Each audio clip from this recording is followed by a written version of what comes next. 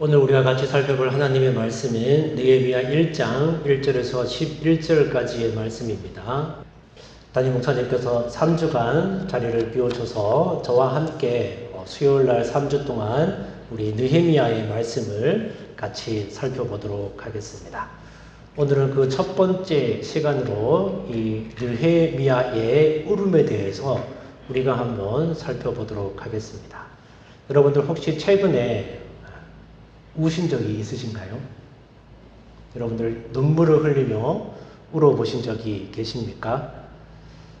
여기서 우리가 이제 울어봤다라고 하시는 분들도 계실 텐데, 우리가 울었다고 이야기를 할 때 왜 울었는지 그 울음의 이유가 중요합니다.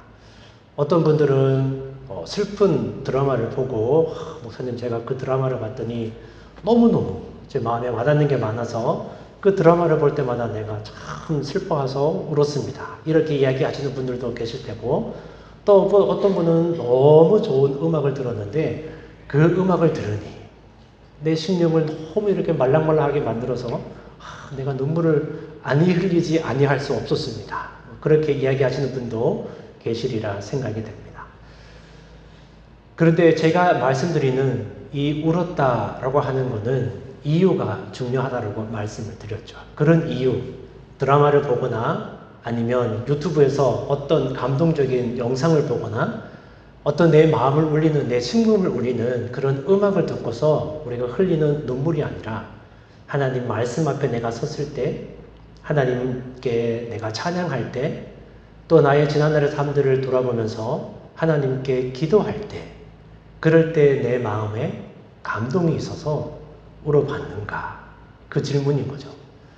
저도 최근에 저의 모습을 한번 돌아보면서 이 설교를 준비를 하면서 저의 모습을 가만히 돌아봤습니다. 내가 가장 최근에 울어봤던 게 언제였던가? 앞서 말씀드렸던 것처럼 어떤 노래를 들으면서 감동해서 울어본 적이 있습니다. 어떤 드라마를 보면서 그 드라마의 내용이 너무너무 슬퍼서 울어본 적이 있습니다. 그런데 과연 하나님의 말씀 앞에, 하나님의 인지 앞에, 하나님의 사랑 앞에 내가 통곡하면서 그 사랑에 감격하여 울어본 적이 있는가? 돌아보니 저 역시도 부끄럽다라고 이렇게 말씀드릴 수밖에 없습니다. 특별히 남자들은 더 심한 것 같습니다. 우리 남자들이 어릴 적부터 이렇게 들어온 이야기가 있거든요. 남자는 평생 살면서 몇 번 울어야 된다? 3번만 울어야 된다. 그 첫 번째가 태어났을 때 울고, 두 번째가 부모님이 돌아가셨을 때 울고, 그리고 세 번째가 나라가 망했을 때 운다.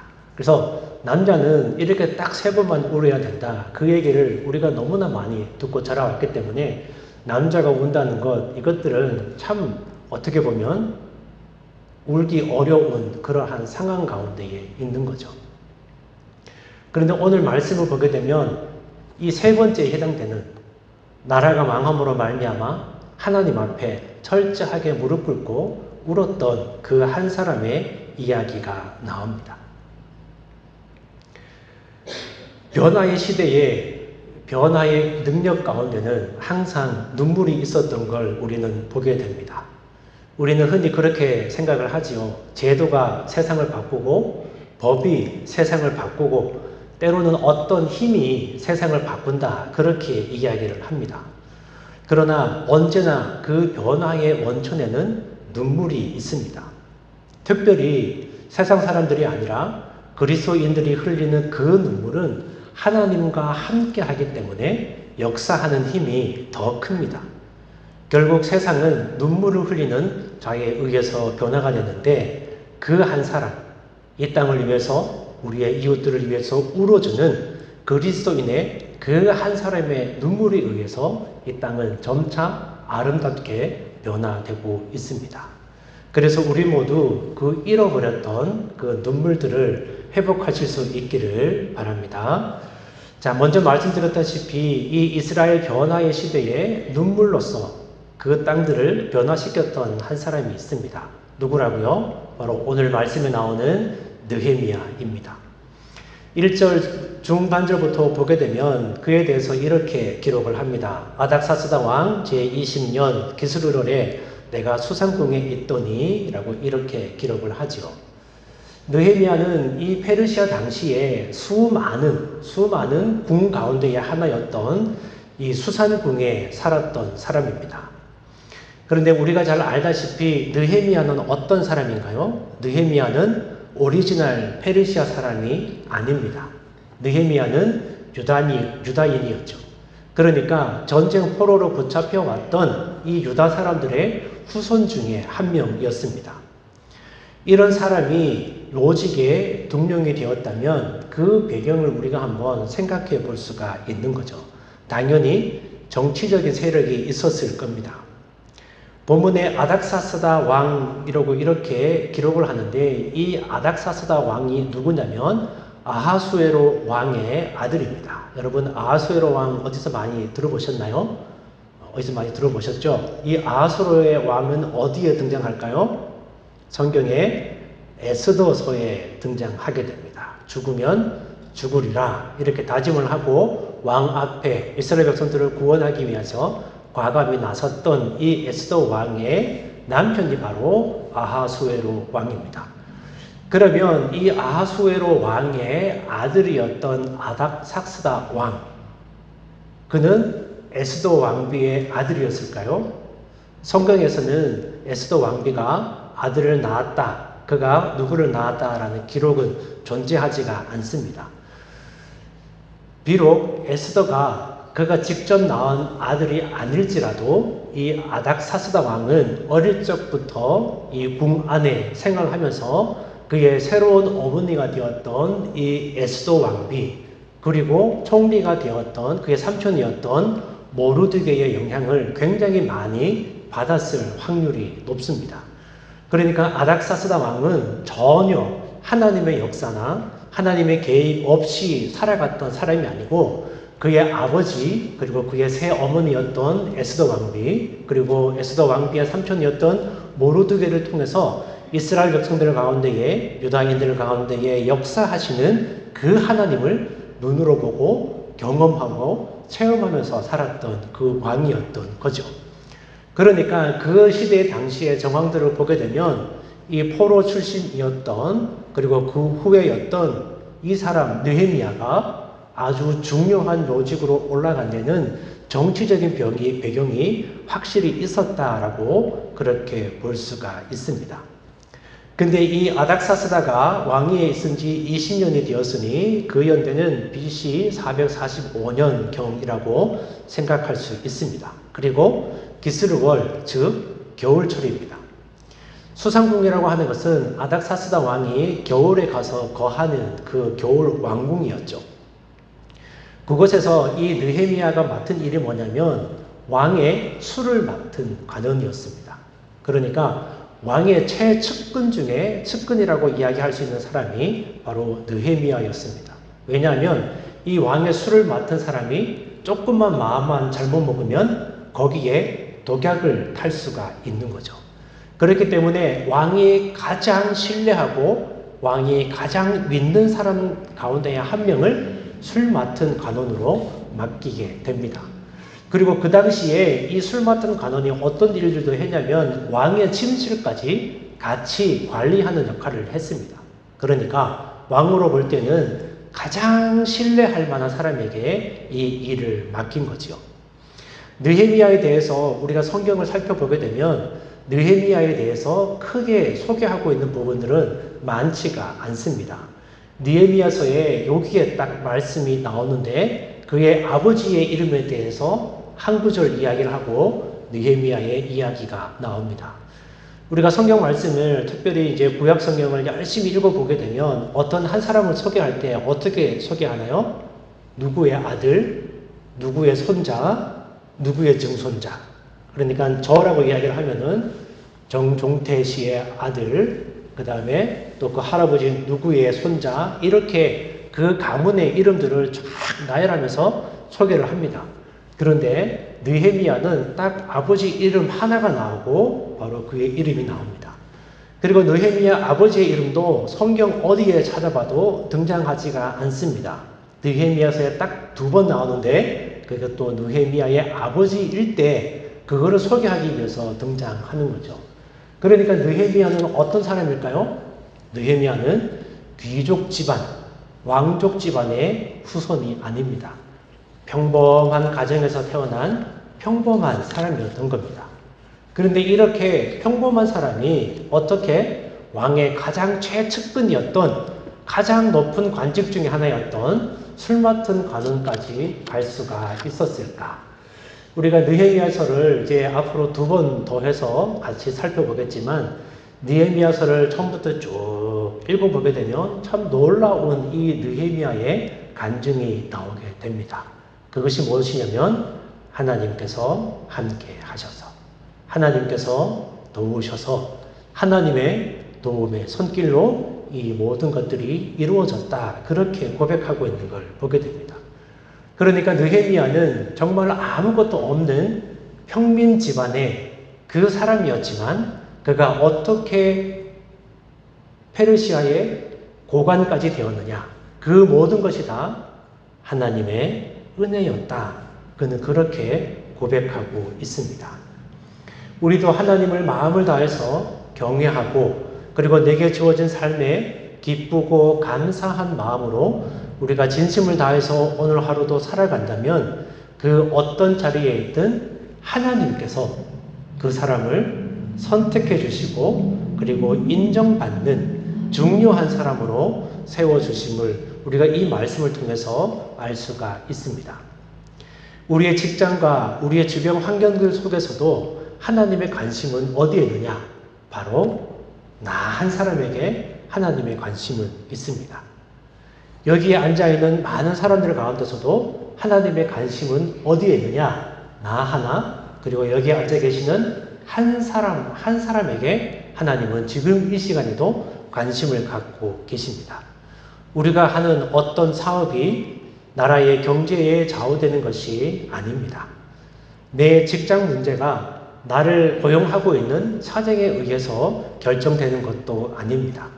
하나님께서는 오히려 나를 중심으로 해서 환경을 바꾸시기도 하시고 또 없는 길도 내시는 그 하나님이시죠.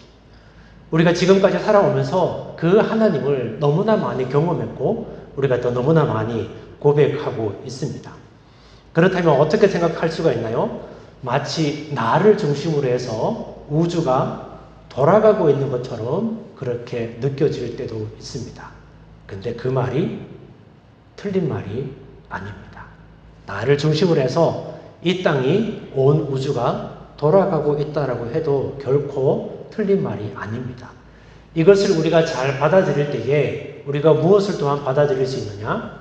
나를 위해 예수 그리스도가 십자가에 달려 돌아가셨다는 걸 우리가 또한 받아들일 수가 있는 거죠. 근데 여기서 중요한 것이 있습니다. 나를 위해서만 예수님이 돌아가신 것이 아니라 여기에 앉아 계시는 권사님을 위해서, 집사님을 위해서, 또 우리 사모님들을 위해서, 우리 장로님들을 위해서, 그분들을 위해서도 예수님이 돌아가셨다. 그 사실을 우리가 인정하는 게 중요한 거죠. 때로는 내 처지가 어떻게 보면 꼼짝 못하게 묶인 것 같고 또 소망이 전혀 없는 것 같이 보여도 하나님은 쉬지 않고 나를, 여러분 한 사람 한 사람을 지켜보고 계십니다. 그리고 우리가 나아가야 될 그 길들을 하나하나 하나님은 준비해 놓고 계시는 거죠. 그거를 믿을 수 있는 저와 여러분들이 되시기를 바랍니다. 그래서 이 느헤미야는 사건이 있을 때마다 하나님께서 나를 도우셨다. 하나님께서 우리를 도우셨다. 그렇게 기록합니다. 이제 느헤미야가 이 수상궁에서 왕의 귀중한 직분을 맡은 고관으로서 월급도 잘 받고 잘 먹고 잘 살고 있는데 이 동생 하나니로부터 청천벽력과 같은 그 사람을 이야기를 듣게 됩니다. 아마도 하나님은 2차 귀환 때 본국으로 귀환했고 이 느헤미야는 왕궁의 일 때문에 귀환하지 못한 것 같습니다. 그런데 이 느헤미야의 질문에 그가 얼마나 복국에 대한 간절한 관심과 또 애정을 갖고 있었는지 잘 드러나게 되죠. 2절 말씀인데요. 내 형제들 가운데 하나인 하나니가 두어 사람과 함께 유대에서 내게 이르렀기로 내가 그 사로잡힘을 면하고 남아있는 유다와 예루살렘 사람들의 형편을 물은즉. 그러니까 먼 길 떠났던 동생이 다시 이제 형에게로 왔습니다. 그러니까 이 느헤미야가 궁금한 거죠. 우리의 고향 내 땅에 살고 있던 그 남아있는 우리 유다 백성들은 잘 살고 있는가 궁금해서 물어봤습니다. 어떻게 그들을 잘 살고 있더냐? 이렇게 물어봤더니 동생의 소리가 청천벽력이죠. 성벽은 무너진 채로 있고 성문은 불탄 채로 그대로 있습니다. 그래서 이스라엘 백성들이 여전히 고난 가운데 있다 이렇게 이야기를 하죠. 사실 이 이야기를 나누고 있는 느헤미야와 그리고 하나니는 포로 1세대가 아닙니다.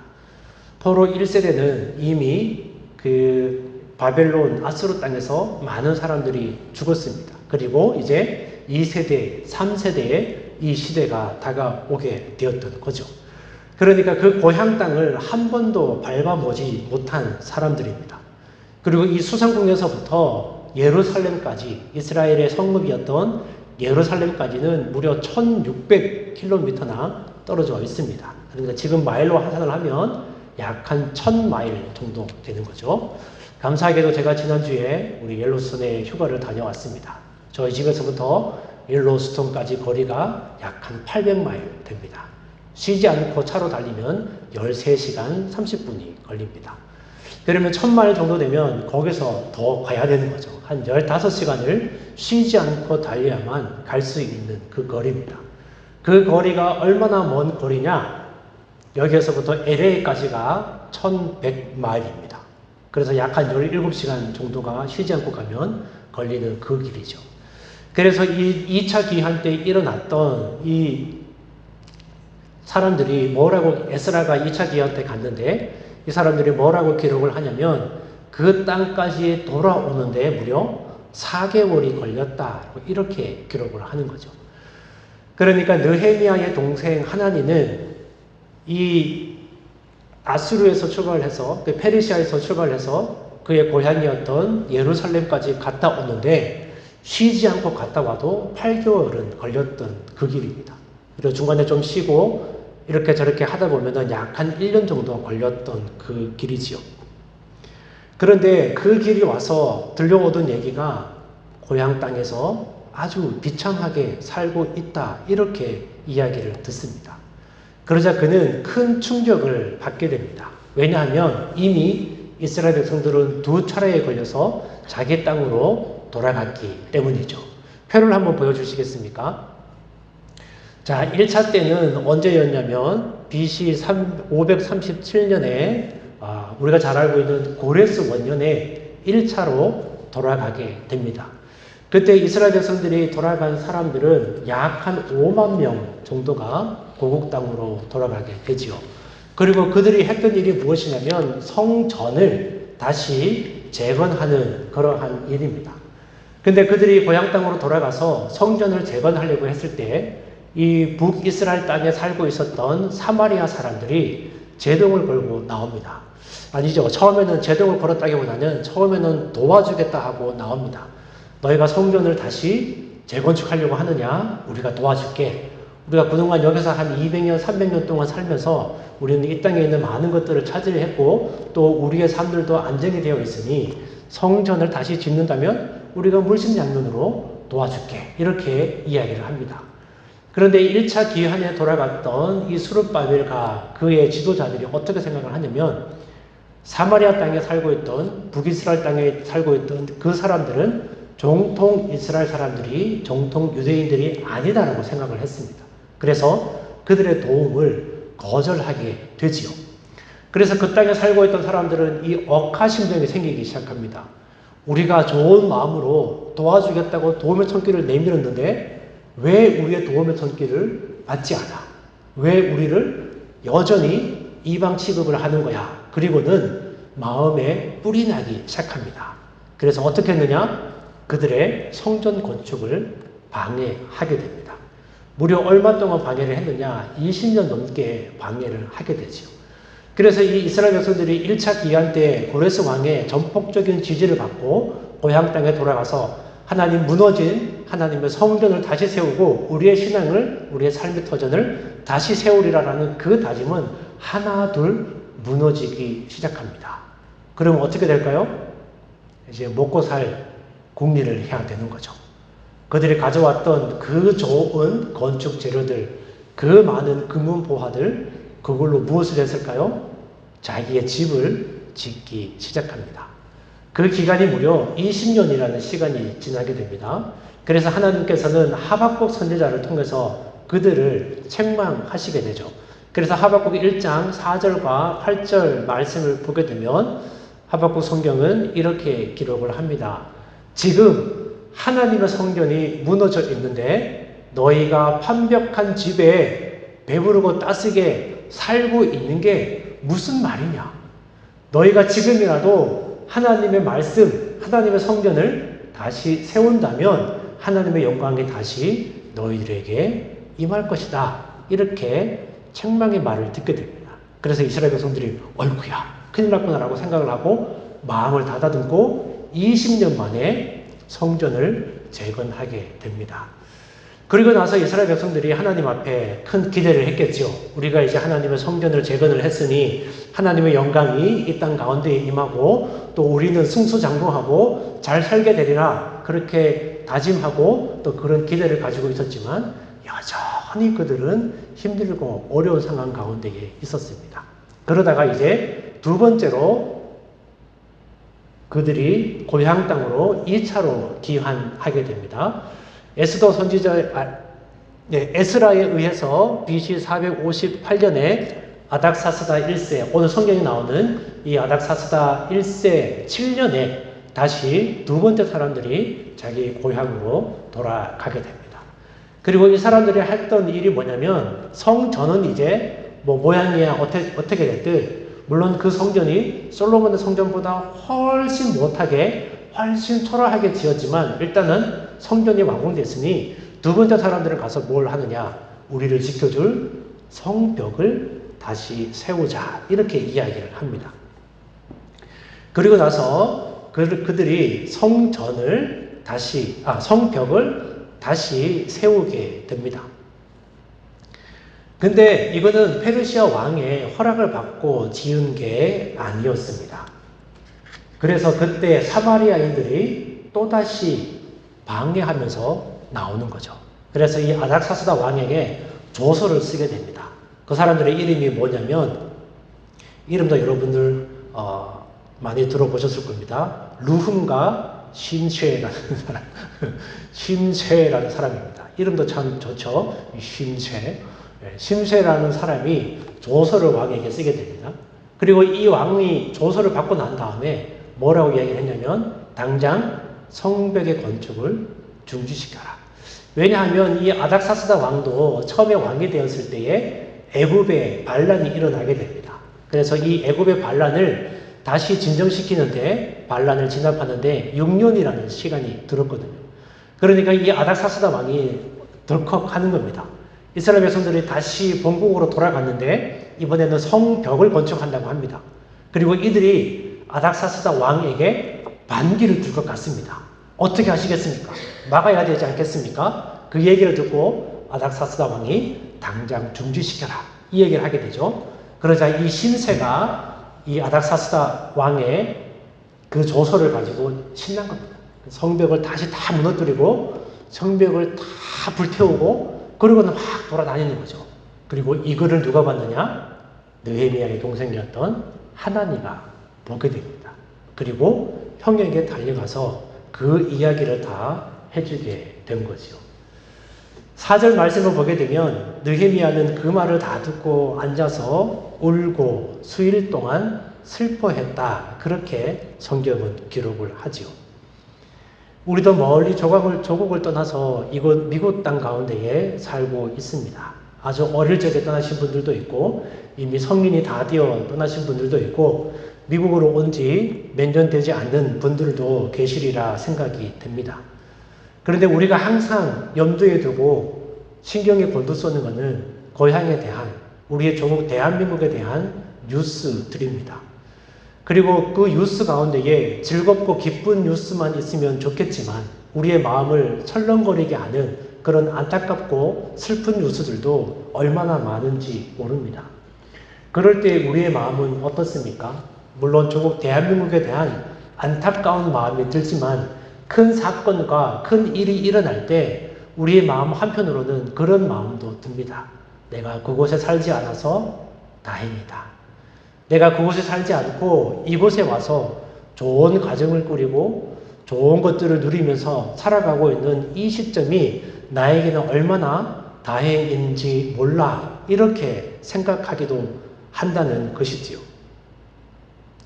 본문에서 예루살렘의 황폐를 들은 느헤미야가 울면서 수일 동안 슬퍼한다는 그런 면에서 볼 때 우리가 가지고 있는 그런 일반인들과의 심성과는 많이 다릅니다. 느헤미야의 심정 속에 끌어오르는 것은 하나님의 백성이 조롱당하고 그 땅이 유일한 하나님의 나라가 폐허로 방치되어 있는 듯한 그런 슬픔만이 아닙니다. 느헤미야가 울었던 것은 그 나라의 공포와 또 그 나라 백성들이 겪고 있을 고통 때문이 아니었습니다. 그것보다 더 중요한 이유가 있는데 6절, 7절 말씀입니다. 그는 이렇게 고백합니다. 이제 종이 주의 종들인 이스라엘 자손을 위하여 주야로 기도하며 우리 이스라엘 자손이 주께 범죄한 죄들을 자복하오니 주는 귀를 기울이시며 눈을 여시사 종의 기도를 들으시옵소서. 나와 내 아버지의 집이 범죄하여 주를 향하여 크게 악을 행하여 주께서 주의 종 모세에게 명령하신 그 계명과 율례와 규례를 지키지 아니하였나이다. 아멘. 그는 그렇게 고백합니다. 하나님 그들을 기억하여 주시옵소서. 우리 조상들의 죄를 기억하여 주시옵소서. 그들은 하나님의 말씀을 멀리 떠났습니다. 하나님의 규례를 지키지 않습니다. 그들 가운데에 하나님을 향한 그 마음의 장벽들, 하나님께서 세워주신 그 믿음의 장벽들이 그들은 무너져 버렸습니다. 하나님 그들을 불쌍히 여겨 주시옵소서. 이렇게 기도하고 있는 거죠.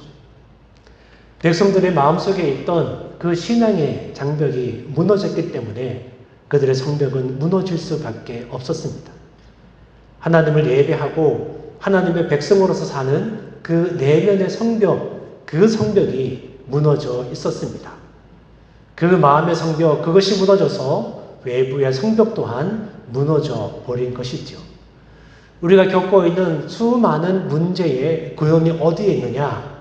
그 살펴보게 되면 우리 내면의 성벽에 문제가 있습니다.